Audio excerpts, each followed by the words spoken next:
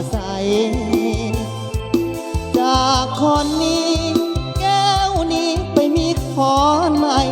เจ้าเคียดเจ้าสังโหใดหนีไปอยู่ใส่นอเจ้า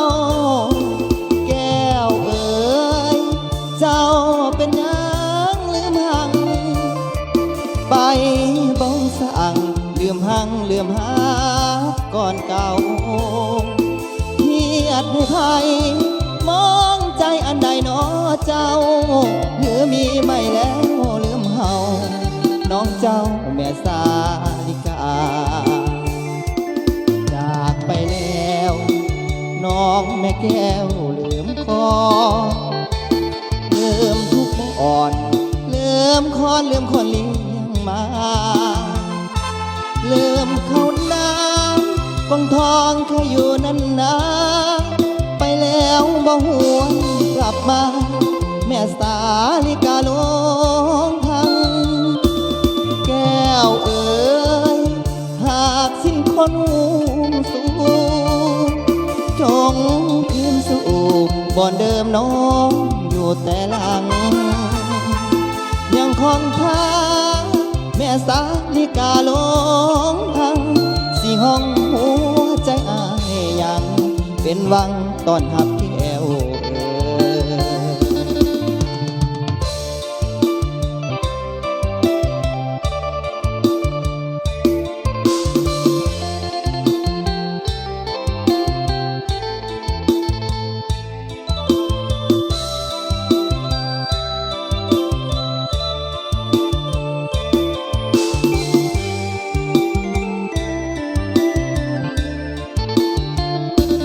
จากไปแล้ว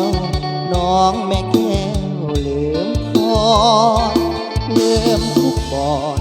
ลืมคอนลืมคนเลี้ยงมาลืมเขาน้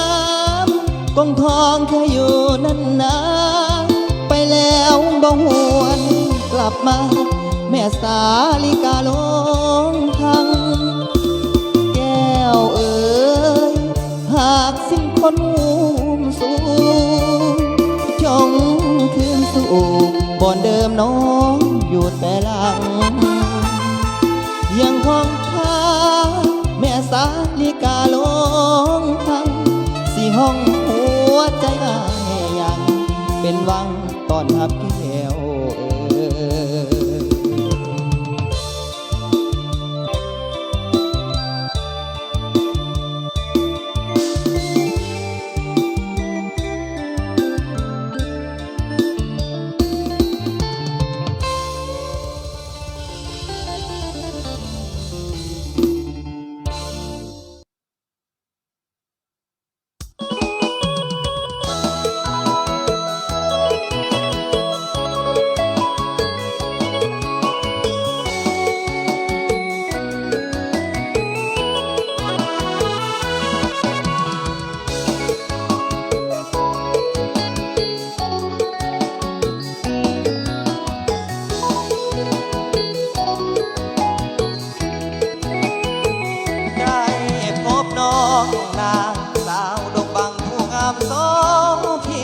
น้องเป็นคนลางสตรี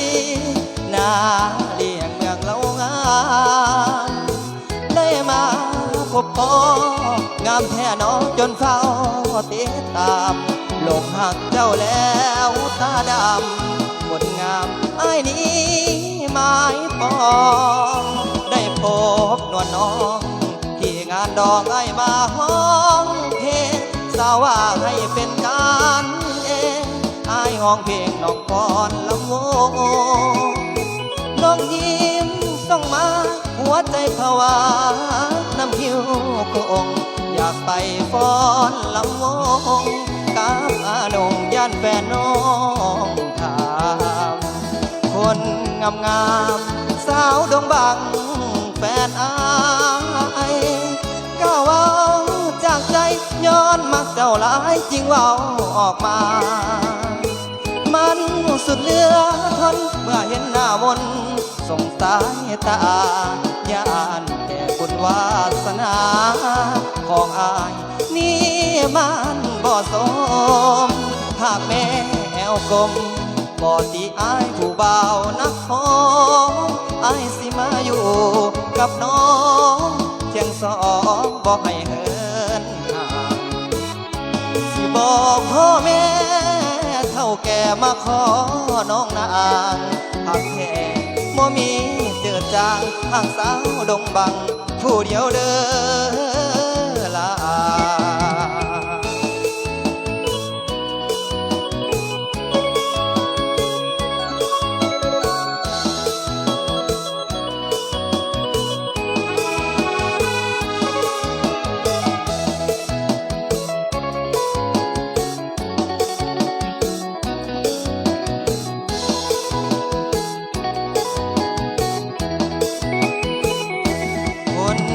งาม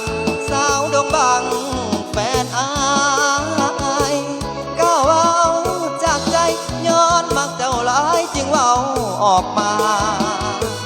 มันสุดเหลือทนเมื่อเห็นหน้ามนส่งสายตาญาติแต่บุญวาสนาของอายนี่มันบ่สมหากแม่แอวกลมบ่ตีอายผู้บ่าวนักฮ้องอายสิมาอยู่กับน้องเพียงสองบ่ให้เหินห่างสิบอกพ่อแม่เท่าแก่มาขอน้องนางหากแท้บ่มีเจือจางทางสาวดงบางผู้เดียวเด้อลา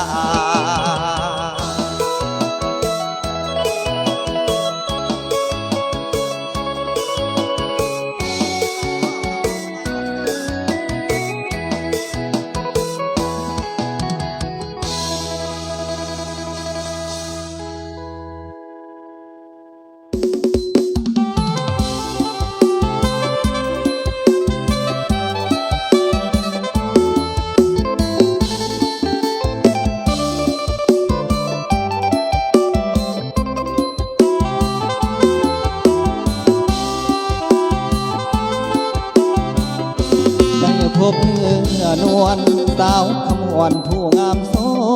ภานั่งรถจากนครจำปาหวังมาบูชากราบไหว้เมื่อเดือนสามเพ็ญ15 ค่ำคืนบุญสุดท้ายงานฉลองพระธาตุองค์ใหญ่ผู้คนหลั่งไหลเนืองนองได้พบเพื่อทองนวลน้องจุดธูปเทียนบูชาเห็นแล้วหัวใจภาวะเมื่อสายตาน้องเลี้ยวมาจ้องสุดทนบ่ไหวจำตัดสินใจไปนั่งใกล้น้องขอวอนพระธาตุสีโคตรกระบองไปบอกกับน้องอายหักเจ้าเด้อเมื่อได้พบเจอเก็บไปละเมอควานคำสาวขมวลคิ้วคงตาดำงามคำสั่งงามเลิศเลอกะว่าจากใจน้องเป็นดอกไม้ในใจเสมอสาวขมวลหักอายแน่เด้อเสนอตัวน้องแก้วตาบุญวาสนาบุญนำพาของอายมีพอสาวขมวลหักอายแน่น้องจะพาแม่พ่อไปขอการดาสมดังคาดไว้ได้น้องเป็นไทยแห่งเมืองจำปาคงสมใจอายปรารถนาได้น้องแก้วตาเมื่อแนบเคียงกาย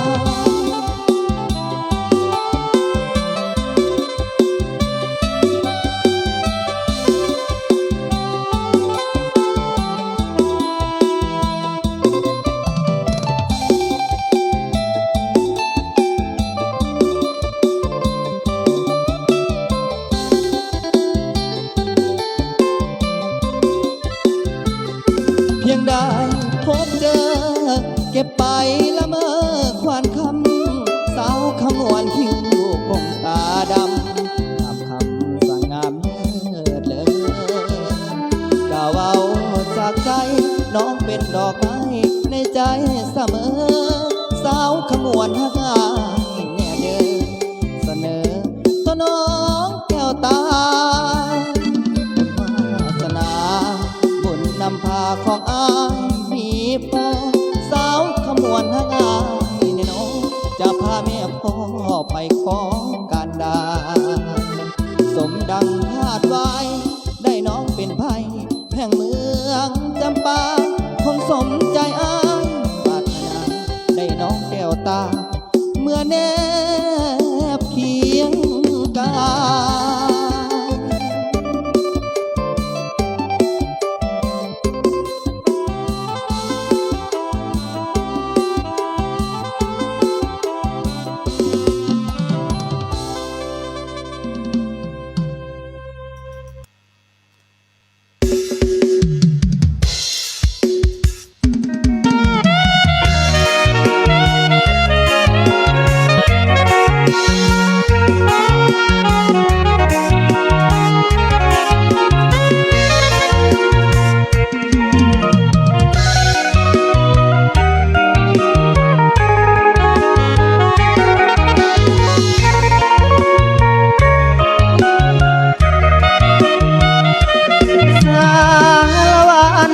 ทินฐานลำเนาบ้า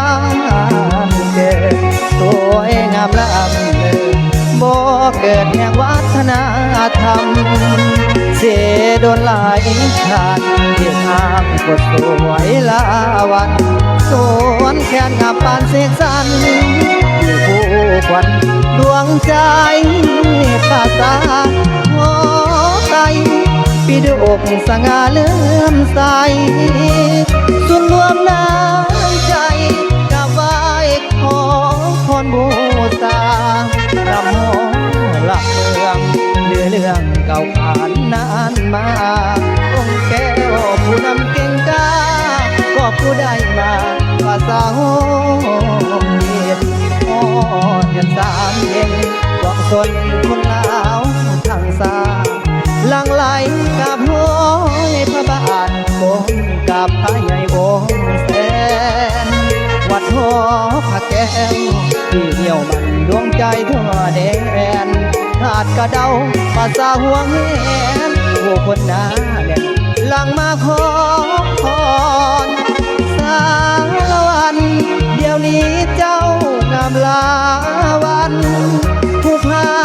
นานาพันสั่งเสกสรรให้งามเลือตาทำผู้พาสุขอุทยานงามแท้แท้นาดินแดนภูเขาองค์ปางหล่อเลี้ยงภาษาสารวันเก้าวไป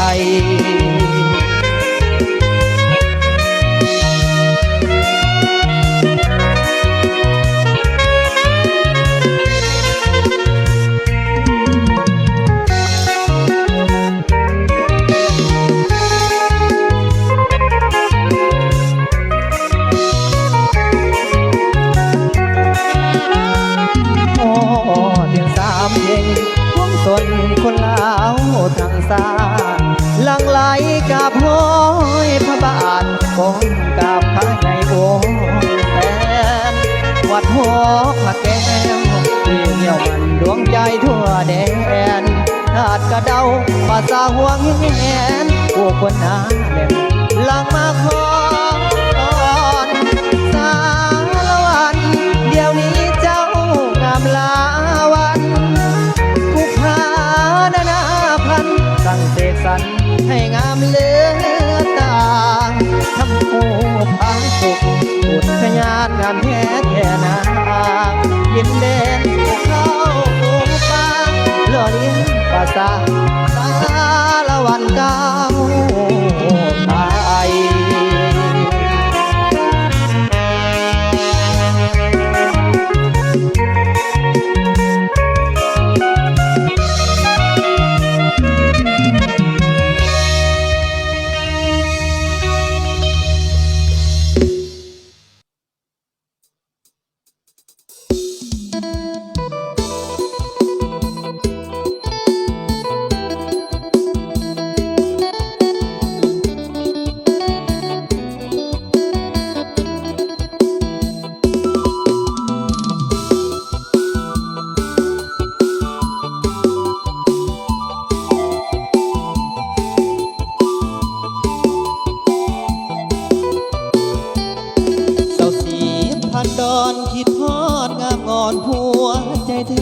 บล้น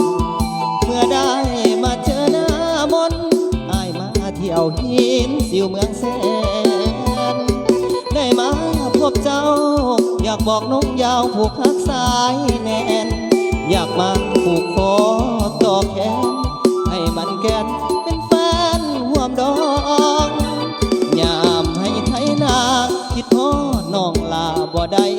จางหายผู้สาวขะแม่งามหลายสาวถ้าเปื่อยพี่น้องสายแดน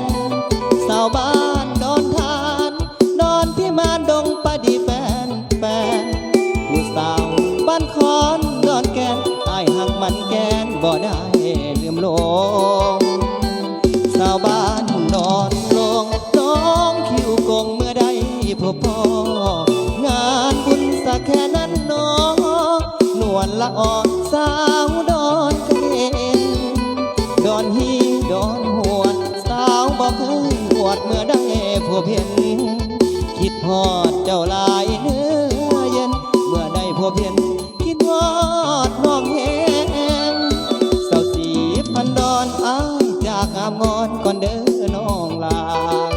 ยามอายห้องเพลงมาห้องเพลงลาแต่ใจคือเก่าอยู่ดีมีแรงเด้อคำแพงผู้บ่าวผู้สาวให้คิดแทนกันคือเก่าคิดฮอดเจ้ามายามแน่เด้อ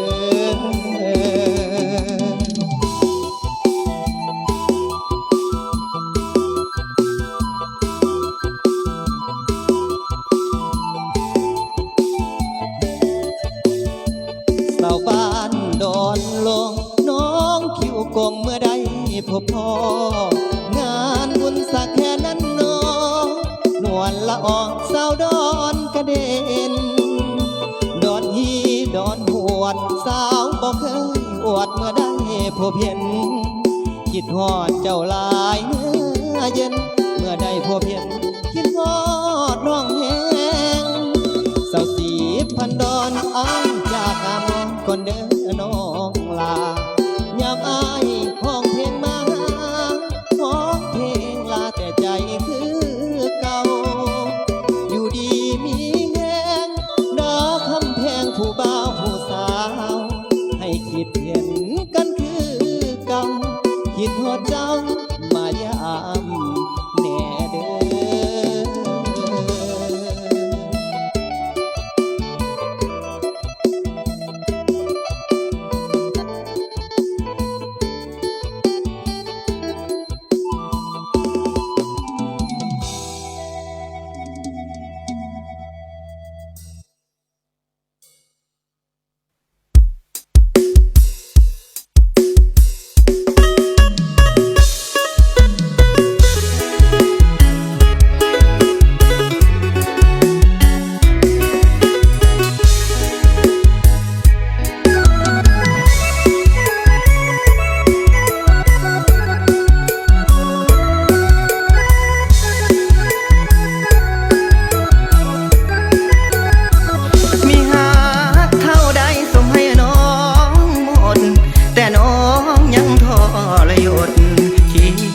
ต่อความหักเอาส่งน้องเรียนแพทย์จบปี8แล้วใจปวดร้าวบ่นึกบ่ฝันเลยเอาเจ้าสิพาเขานั้นมาแทนเอิ้นคำว่าแฟนมานานเป็นปีมาฮอดวันนี้คนดีจบการศึกษาอ้ายถือดอกไม้มามอบให้นวลน้องแก้วตาบ่นึกบ่ฝันเลยว่าจะต้องมาเห็นความเป็นจริงเมื่อน้องเรียนจบเจ้ากะลบเรื่องราวทุกอย่างเบื้องหลังต่างๆจบลงเมื่อเจ้าเป็นหมอหับใบปริญญาสมปรารถนาแล้วบอกส่วนคนผู้ที่ยืนรอกะสิขออวยพรไปให้น้องโชคดีหน้าที่การงานมีสุขสำราญกับแฟนใหม่ได้ใจ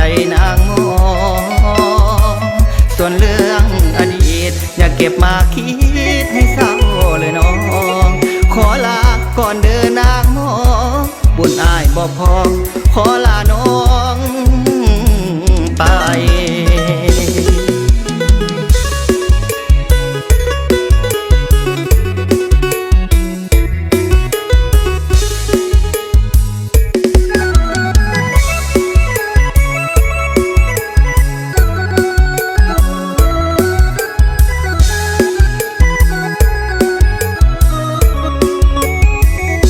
เมื่อน้องเรียนจบ